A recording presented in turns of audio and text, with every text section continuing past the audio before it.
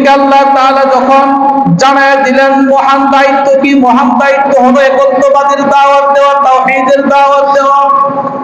আপনি মানুষকে দাওয়াত দেন কুলু লা ইলাহা ইল্লাল্লাহ, আপনি মানুষকে এই কথার দাওয়াত দেন যে আল্লাহ ছাড়া কোনো ইলাহ নাই, কোনো মাবুদ নাই, কোনো উপাস্য নাই, কোনো বিধানদাতা নাই, আল্লাহ ছাড়া কোনো আইনদাতা নাই।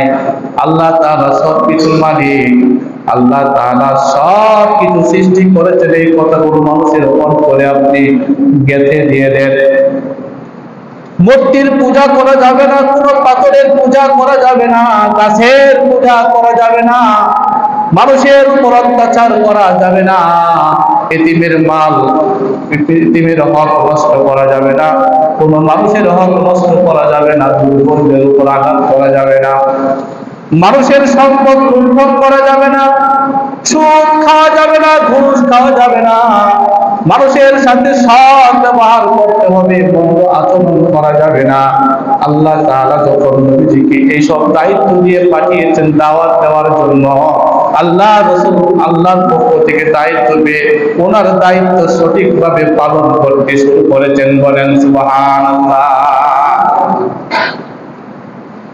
প্রিয় নবীজির জীবনী যখন আমরা পড়ি, তখন নজর বুলাই, তখন দেখতে পাই আল্লাহ রাসূলের দাওয়াত দেওয়ার কারণে কিছু কিছু মানুষ আল্লাহ রাসূলের দাওয়াত গ্রহণ করেছে, মুসলমান হয়েছে। অধিকাংশ মানুষ আল্লাহ রাসূলের শত্রুতে পরিণত হয়ে গেছে। কত বলেন ঠিক কিনা? সমাজের অধিকাংশ মানুষ যারা নবীকে ভালোবাসতো, নিজের আত্মীয় স্বজন পর্যন্ত নবীজিকে আর ভালো লাগে না। কারণ নবী যখন উচিত কথা বলে, কি বলে, উচিত কথা বললে মানুষ এখন বেজার হয়, যদিও কথাটা সঠিক। নবীজি দেখেন এই গুণে ধরা সমাজে মানুষেরা পাথরের পূজা করে, সূর্যের পূজা করে, চন্দ্রের পূজা করে, মানুষেরা গাছের পূজা করে, অর্থাৎ মানুষেরা যার কাছ থেকে কোনো রকমের উপকার পায় তার উপাসনা করে তাকে দেবতা মনে করে। আর আল্লাহ রাসূল এসে সবাইকে আহ্বান জানালেন এই সমস্ত পূজা আর চলবে না। ওলো লা ইলাহা ইল্লাল্লাহ তুফলিহু।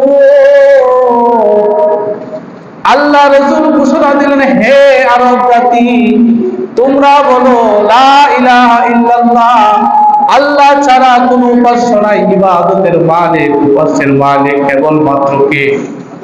আল্লাহ। আর কোন গাছের পূজা চলবে না, পাথরের পূজাও চলবে না। তোমরা যদি এই বিশ্বাস রাখতে পারো তাহলে তোমরা সবাই সফল কাম হয়ে যাবে। আল্লাহ রাসূলের বাণী যখন জানায়া দিলেন, কিছু মানুষ ঈমান আনলো, কয়েকজন ঈমান আনলো, অধিকাংশ মানুষ ঈমান আনলো না।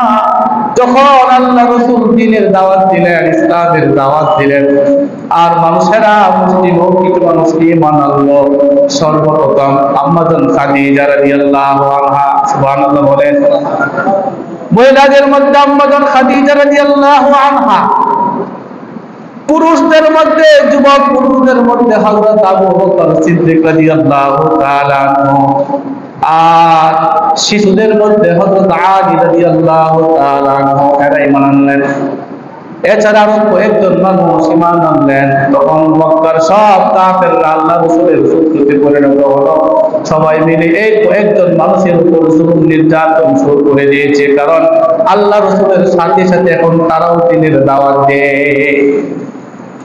নবীজি যেমন দ্বীনের দাওয়াত দিয়েছে, নবীজির সহচর যারা তারাও এখন দ্বীনের দাওয়াত দেয়।